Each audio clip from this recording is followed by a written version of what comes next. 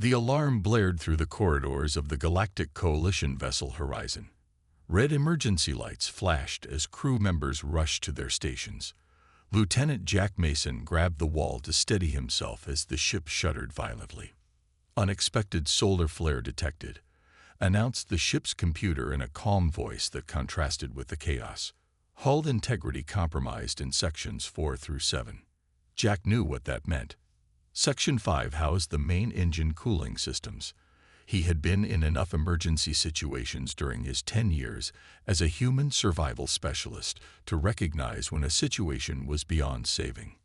"All personnel report to escape pods immediately," ordered Captain Lauren through the communication system. Her voice remained steady despite the gravity of the situation. Jack ran toward the nearest escape pod, passing aliens of various species. Some moved with calm purpose while others panicked. As he rounded the corner to Pod Bay 3, he nearly collided with a tall, thin, insect-like being. "Ambassador Zurich," Jack said, recognizing the Vesperian diplomat. "This way, please." The 7-foot insectoid clicked its mandibles nervously. "Is the situation truly that dire, human?"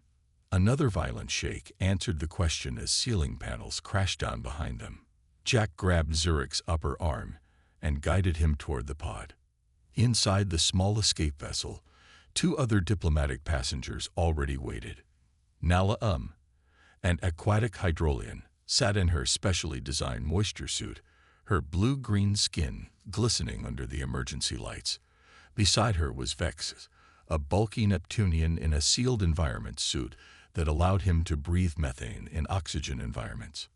"Lieutenant Mason," Nalum said, her voice bubbling slightly through the translator. "What is happening?" "Solar flare damaged our engines. We need to evacuate," Jack explained as he sealed the pod door and strapped himself into the pilot's seat. "Brace yourselves. This might be rough." The escape pod launched with a violent jerk. Through the viewport, they watched as the Horizon's midsection erupted in a series of explosions. Jack focused on the controls, trying to stabilize their trajectory as the pod spun wildly in the blast wave. Warning lights flashed across the control panel. The navigation system was failing. Jack fought with the manual controls as the pod entered the atmosphere of the nearest planet. "Where are we landing?" asked Vex, his voice mechanical through his suit's speaker. Jack checked the damage readout. "Terminus 9. All 3 aliens gasped. Even in the Galactic Coalition, Terminus 9 was classified as one of the deadliest planets in charted space. We cannot survive there." Zurich's antennae twitched frantically. "Terminus 9 is a death sentence." "We don't have a choice," Jack replied, focusing on keeping their entry angle from becoming too steep. "Hold on tight." The pod shook violently as they plummeted through thick, yellowish clouds. The heat shield glowed bright orange from friction. Jack's knuckles whitened as he gripped the controls, fighting to keep them from burning up or breaking apart. With a deafening crash, they hit the surface and skidded across rocky terrain. Everyone was thrown against their restraints. Sparks showered from damaged systems, and the acrid smell of burning electronics filled the cabin. When they finally stopped moving, silence fell. Jack checked himself for injuries. Just bruises, then looked at his companions. They appeared shaken but intact. "Is everyone all right?" he asked. "We survived the crash," said Nalum, her large eyes blinking rapidly. "But we are on Terminus 9. We cannot survive this world." Jack unbuckled his restraints and stood up. First rule of survival: assess the situation before making conclusions. He moved to the pod's door and checked the external sensors. The readings made him frown. Toxic atmospheric components, extreme temperature variations, and the scanner shows predatory lifeforms within a mile of our position, he reported. "Then we are doomed," Vex stated flatly. Jack smiled slightly as he pulled a small multi-tool from his pocket. "I'm from Earth, ambassadors. Humans call our world a death world, too. This isn't my first survival situation, and I don't plan on dying today." He pushed the door release, and hot, sulfur-scented air rushed in. The three aliens watched in disbelief as the humans stepped confidently onto the deadly surface of Terminus 9. The twin suns of Terminus 9 hung low in the orange sky. Jack checked his wrist device and frowned. "We have about 4 hours until sunset," he said. "Temperature will drop at least 60 degrees when dark comes." Zurich clicked his mandibles nervously. "Can we not stay in the escape pod?" Jack shook his head and pointed to a blinking red light on the pod's damaged control panel. "Radiation leak from the engine core. It's slow, but it will make the pod uninhabitable within hours." Nalum's normally blue skin paled to a light green. "What will we do? My species cannot tolerate extreme cold." "None of us will survive the night without shelter," Jack said calmly. "So we're going to build one." Vexitz made a sound like static through his suit's speaker. "Build? With what materials? We have no tools, no supplies." Jack smiled and held up his multi-tool. "First, we scout the area. I need to know what we have to work with." The three aliens followed Jack nervously as he walked away from the crash site. He moved with purpose, examining plants and rocks, occasionally stopping to dig in the soil with his hands. "These branches," Jack said, bending a flexible limb from a metallic-looking tree. "They're strong but can be shaped. And these stones." He picked up several rounded rocks with unusual black veins running through them. "They might have heat-retaining properties." Zurich watched with his compound eyes wide. "How can you tell?" "I've trained in hundreds of environments," Jack explained. "You learn to recognize patterns, properties." As they walked, Jack gathered materials. The flexible branches, flat stones, fibrous plants that resembled blue moss, and what looked like clay from a dried stream bed. The aliens helped carry the items, though they seemed confused about their purpose. "Here," Jack finally said, stopping at a small depression in the ground protected by a rock formation. "This will be our shelter site." The aliens watched as Jack began to work. His hands moved with practiced efficiency. He constructed a frame using the flexible branches, bending and tying them with strips of plant fiber. Next, he packed clay between stones to form a base. "Zurich, your species is good with detail work," Jack said. "Can you weave these fibers together like this?" He demonstrated a simple pattern with the blue moss-like plants. The insectoid diplomat hesitated, then moved his six-fingered hands with surprising dexterity, quickly creating a tight weave. "Perfect," Jack nodded. "That will be our insulation layer." To Nalum, he handed several branches. "Can you bend these in half circles? We need them for the roof structure." The Hydrolian worked carefully, her webbed fingers struggling with the unfamiliar task. But soon she had created several curved supports. Jack showed Vexed how to mix the clay with crushed stone to create a compound that hardened quickly in the hot air. Together, they built low walls around the wooden frame. As the first sun dipped below the horizon, the temperature began to drop. The wind picked up, carrying stinging particles of dust. The aliens huddled close to the half-finished shelter, their eyes on the darkening sky. "It's happening faster than I expected," Jack muttered, working more quickly. He laid the woven fiber mats across the framework and secured them with more plant cordage. A distant howl echoed across the landscape. Then another answered, closer. "What is that?" "Nala," whispered. "Local wildlife," Jack answered without pausing his work. "Predators probably hunt at dusk here."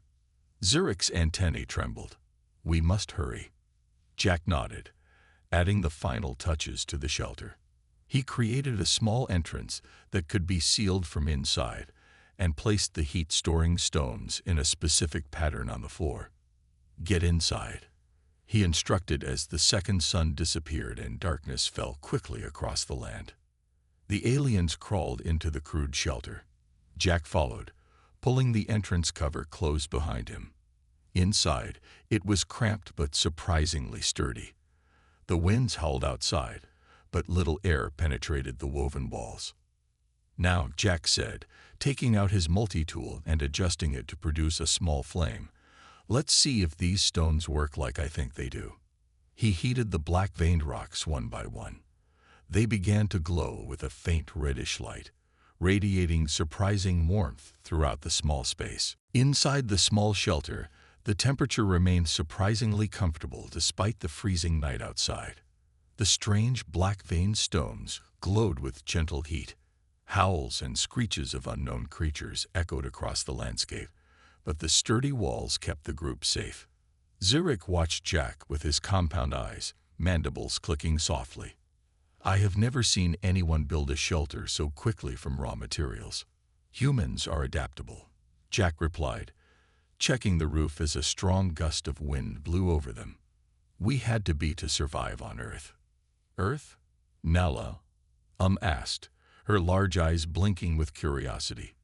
Is it true what they say, that your world is classified as a death world? Jack smiled. By coalition standards, yes. We have everything from Arctic tundra to burning deserts, from mountains that can kill you with thin air to oceans that can crush you with pressure. And yet your species survived without advanced technology for thousands of years, Vex has noted, his voice buzzing through his suit's speakers. How? By doing exactly what we're doing now, Jack said. Observing, learning, adapting. A particularly loud howl sounded nearby. The aliens tensed, but Jack remained calm.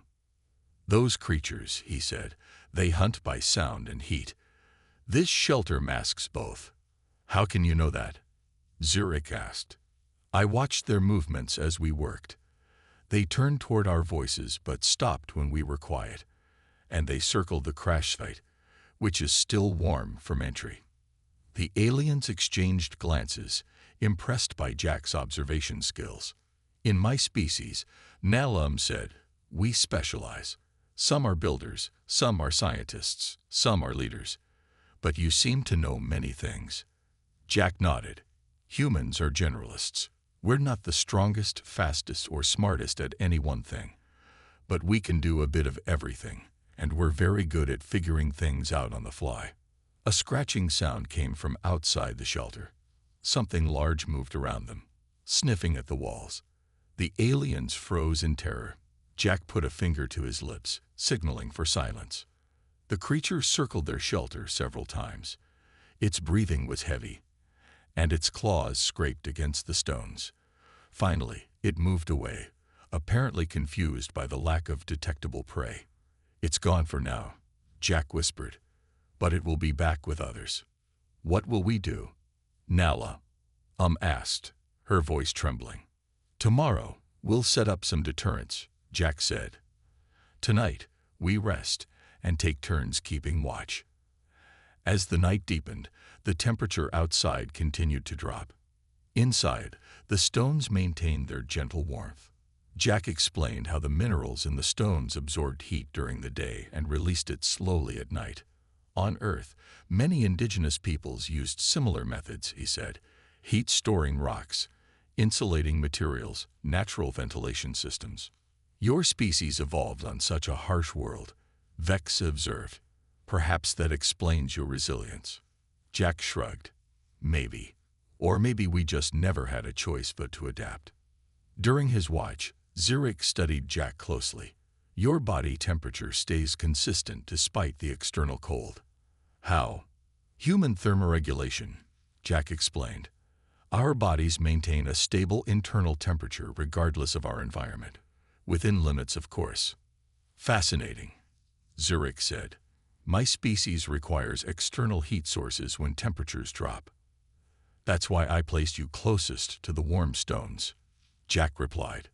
Zurich's antennae twitched in surprise. You considered our different physiologies when arranging our sleeping positions. Jack nodded. Nala needs more humidity, so she's near the water container. You need more heat. Vex's suit handles his needs, but its weight compacts the ground, so I gave him the most stable spot. The insectoid diplomat clicked his mandibles in what Jack recognized as a sign of respect. I admit, when I first met humans, I thought you were primitive. Now I see there is much wisdom in your approach to survival. That's the thing about humans, Jack said with a small smile. We're full of surprises. As the night wore on, the pack of predators returned, circling their shelter again. This time, there were more of them. Their howls and growls grew louder, more insistent. "They're getting braver," Jack whispered. "Or hungrier. Will our shelter hold?" Nella asked nervously. "For tonight," Jack said. "But tomorrow, we need to establish ourselves as something they don't want to mess with." The aliens looked at Jack with new respect as he calmly began planning their defense against the deadly world outside. Morning came with harsh, blinding light as the twin suns rose. Jack was already awake, watching through a small viewing hole he had made in the shelter wall. The predators had left shortly before dawn.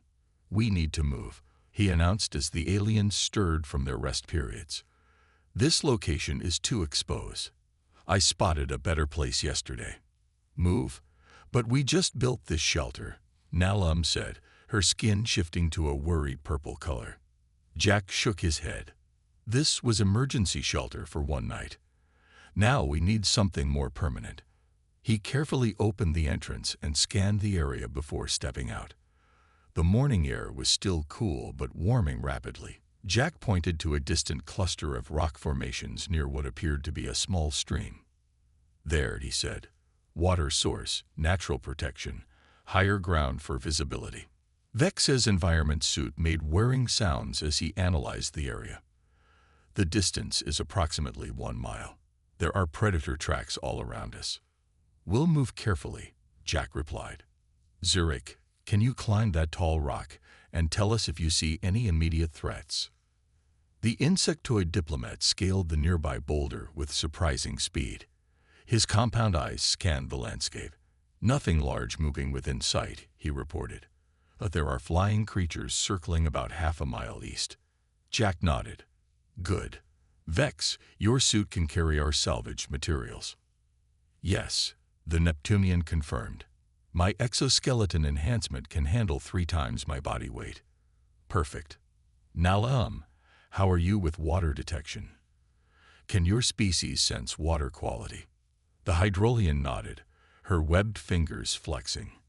"We can detect toxins and bacterial content with just a touch." "Then you'll be our water expert," Jack said. "Let's move."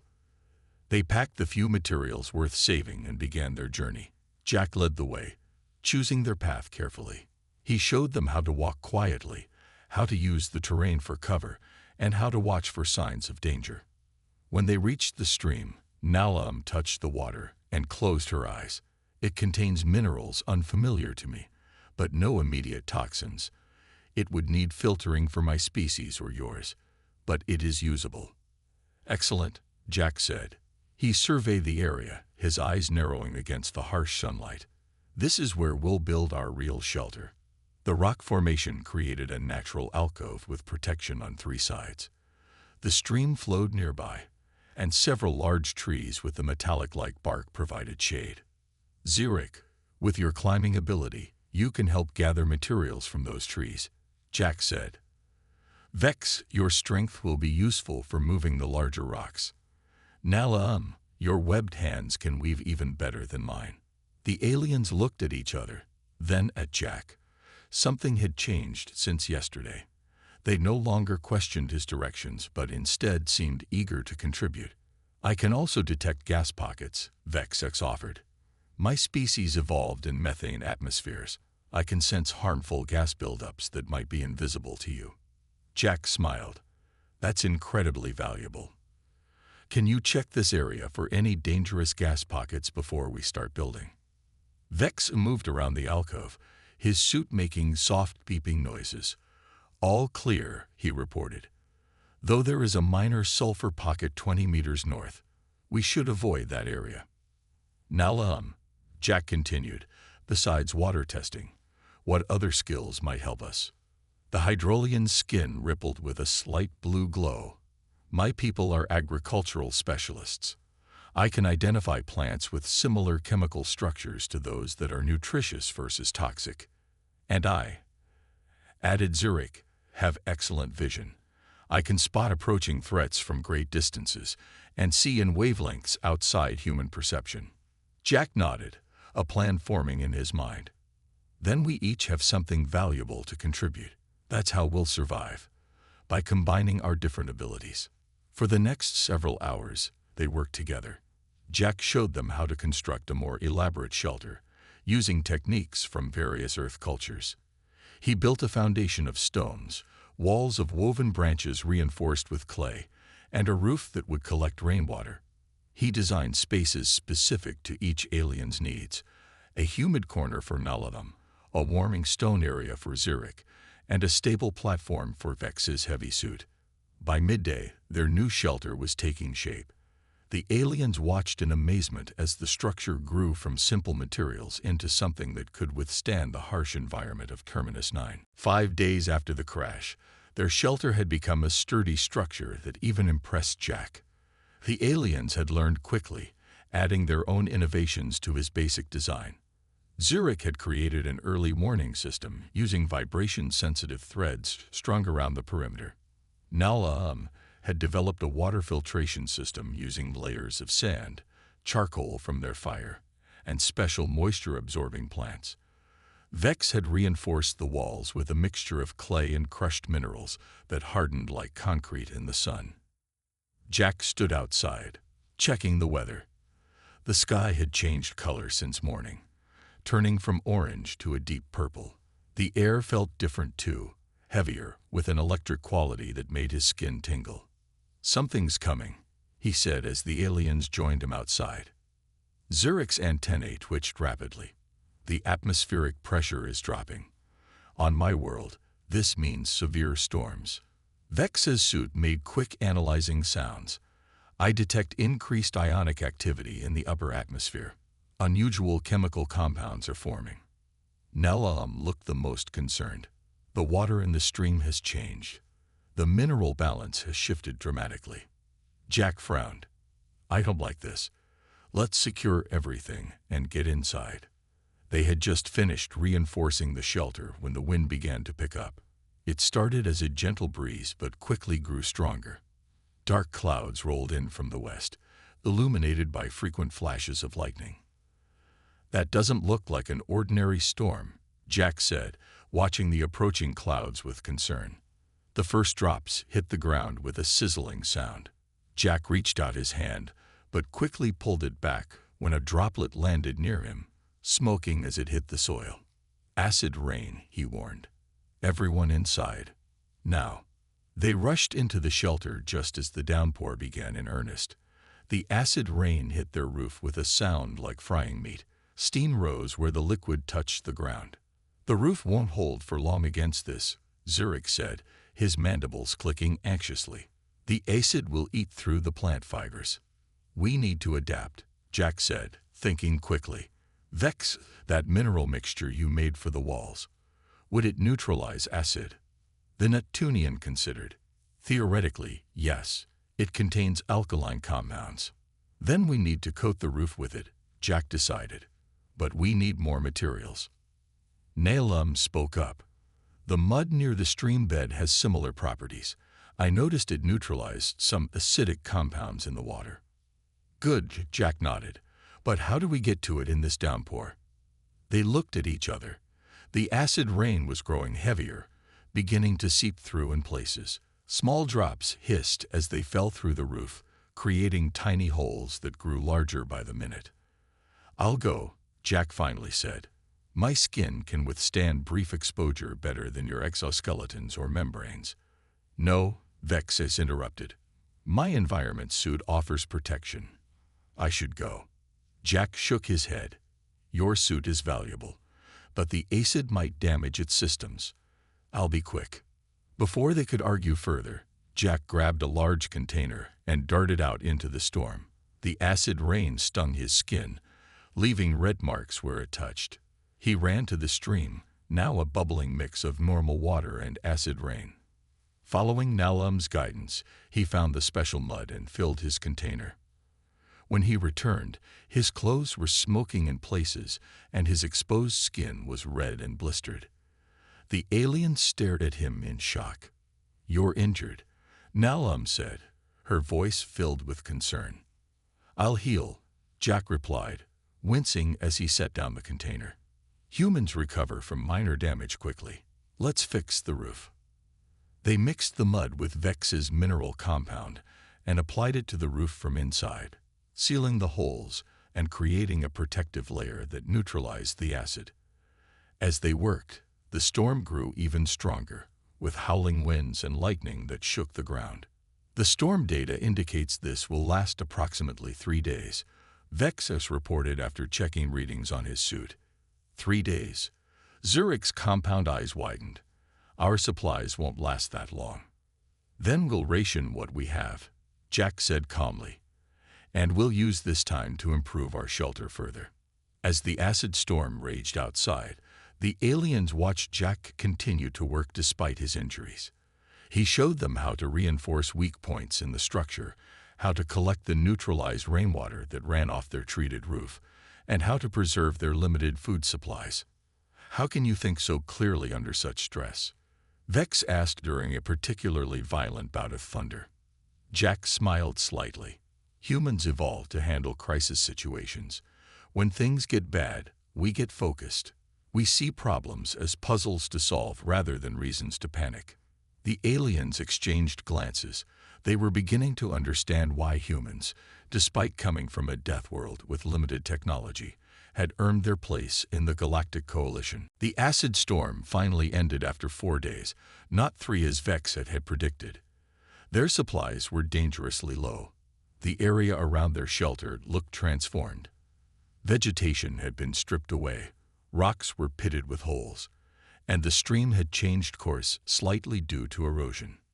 We need to find food, Jack said, examining their remaining rations, and we need to scout the area again.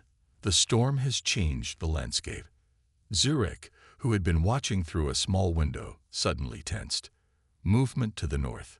Large creature. Jack joined him at the window. In the distance, he could see something massive moving between the damaged trees. It walked on 6 powerful legs with a low, heavy body covered in thick plates. Its head was narrow and pointed, with multiple eyes on each side. What is that? Nala asked, her skin paling to a light blue in fear. Local apex predator, Vex said, his suit scanning the creature. Biological readings indicate it's at least 3 times the mass of a standard humanoid. Jack watched the creature's movements carefully. It's hunting, probably hungry after being unable to feed during the storm. We should stay inside, Zurich suggested. Wait until it leaves the area. Jack shook his head. We can't. We need supplies immediately, and there's no guarantee it will leave. This might be its territory. You're not suggesting we go out there? Nella asked in disbelief. That's exactly what I'm suggesting, Jack replied. But we'll be smart about it. I've been studying the local wildlife. This creature has poor upward vision. It focuses on ground movement, and from its plate structure, I guess it doesn't turn quickly.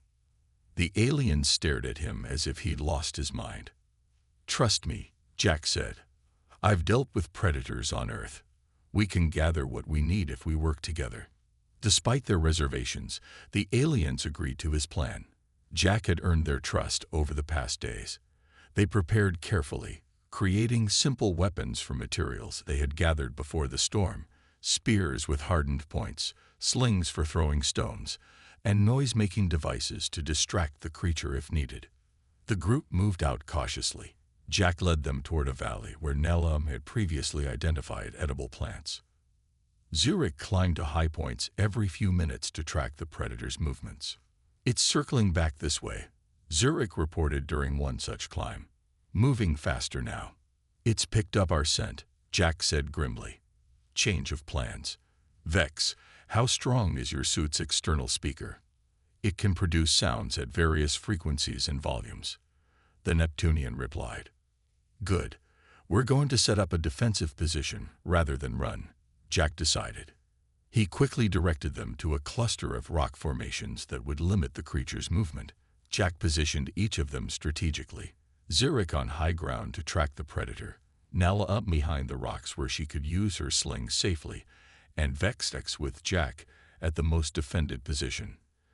The predator appeared suddenly, moving faster than its size suggested possible.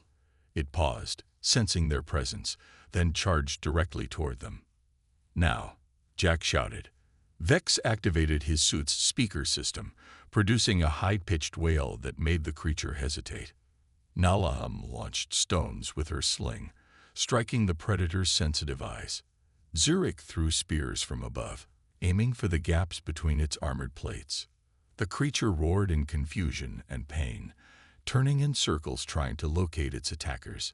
Jack waited for the perfect moment, then rushed forward with his own spear, driving it into a vulnerable spot near the creature's leg joint.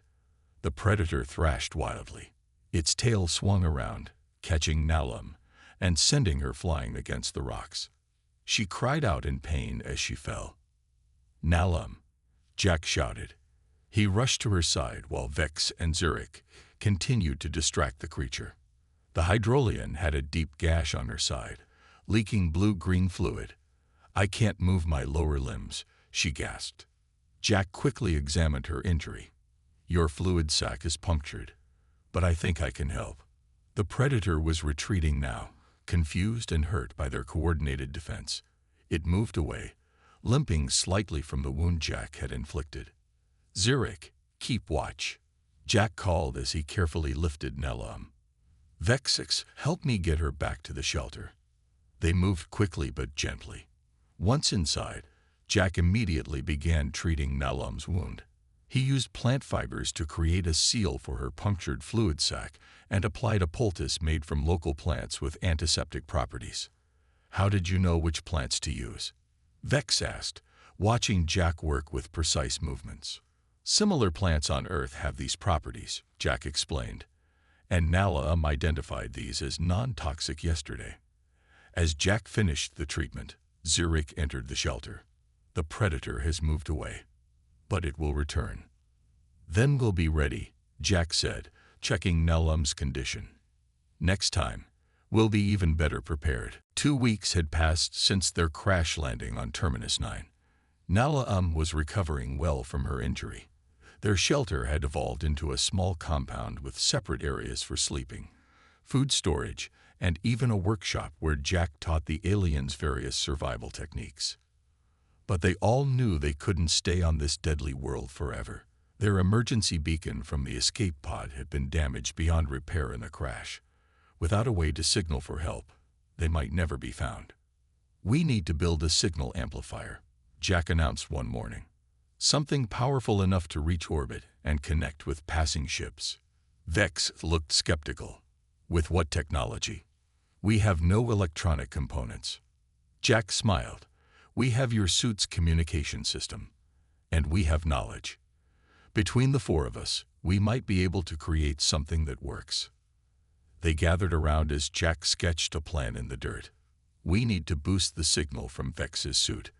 For that, we need a conductor, a power source, and an amplifier." "My species understands frequencies well," Zurich offered. "Our communication relies on precise wave patterns. And my people work with conductive fluids," Nalum added. "We might be able to create a liquid conductor using minerals from the stream."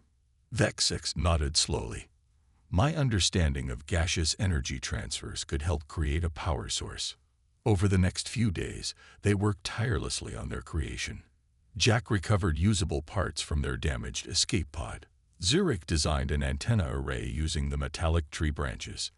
Nalum created a conductive solution that carried electrical current. Vex modified his suit's communicator to connect with their improvised components. The result was unlike anything in standard coalition technology, a strange hybrid of advanced tech and primitive materials. When they activated it for the first test, the device hummed with energy. "Is it working?" Nella asked. Vex checked readings on his suit. "The signal is broadcasting, but it's not strong enough to reach orbit." Jack frowned, thinking, "We need more power.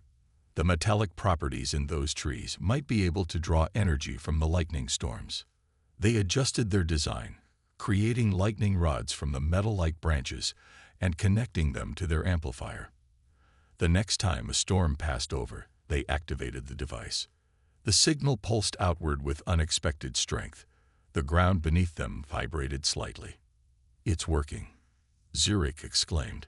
"The signal is at least 10 times stronger now." But something unexpected happened.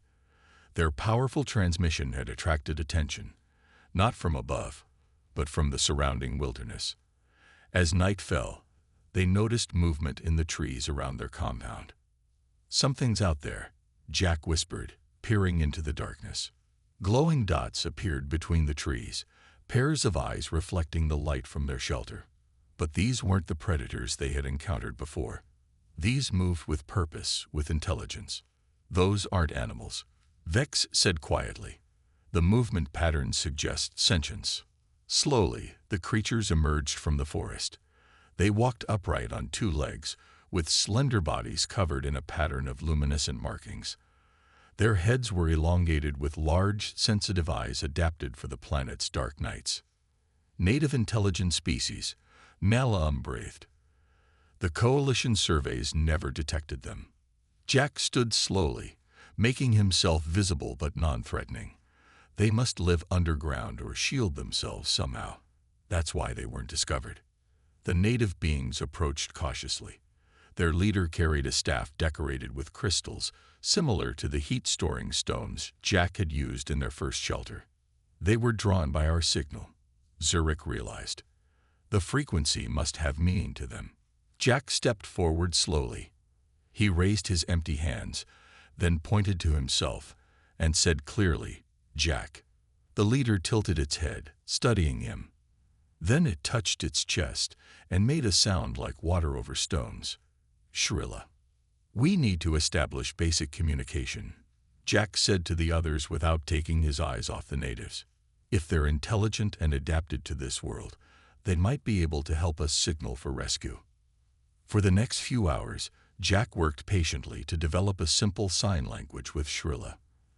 The native being proved remarkably intelligent, quickly grasping Jack's intentions. By dawn, they had established rudimentary communication. "They live in underground cities," Jack translated for the others. "They detected our signal because it matched their own communication frequencies. They're curious about us." "Can they help us?" Vex asked. Jack made several gestures to Shrilla, who responded with its own signs. "Better than that," Jack said with a smile. "They have their own communication network that reaches their settlements across the planet. With their help, we can boost our signal enough to reach the nearest Coalition outpost." 36 days after the crash, a Coalition rescue vessel appeared in the sky above Terminus 9. The combined effort of Jack's improvised technology and the native Shrilla communication network had finally reached beyond the planet's atmosphere. The rescue team landed in a clearing near the compound. 6 Coalition officers in full environmental suits approached cautiously, weapons ready. They stopped in shock when they saw the settlement. Where they had expected to find wreckage and possibly remains, they instead discovered a thriving community. The original shelter had expanded into a small village. Structures of various designs stood in a protective circle. Some were clearly built for the specific needs of each alien species. Others served as workshops, storage, or gathering places. Even more surprising were the natives working alongside the crash survivors. Several Shrilla moved about the compound, helping with various tasks. They seemed completely comfortable with the off-worlders. Lieutenant Mason called the rescue team leader in disbelief. Jack stepped forward from where he had been working with a Shrilla on a water filtration system. His clothes were worn and patched with local materials. His skin was tanned from the alien suns, and he had grown a short beard. "We've been expecting you," Jack said with a smile. "Welcome to our little corner of Terminus 9. The rescue team was speechless as they looked around. Zurich descended from a tall structure where he had been keeping watch. Nala emerged from a humid shelter where she had been cultivating edible plants. Vex approached from a workshop area where he had been refining their signal device. "This is impossible," one rescuer said. "No one survives on Terminus 9 for more than a few days. And you've established contact with an unknown native species." Humans are full of surprises. Zurich clicked his mandibles in what had become his version of a laugh.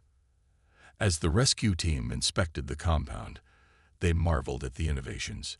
Jack had combined Earth survival techniques with alien technology and native knowledge.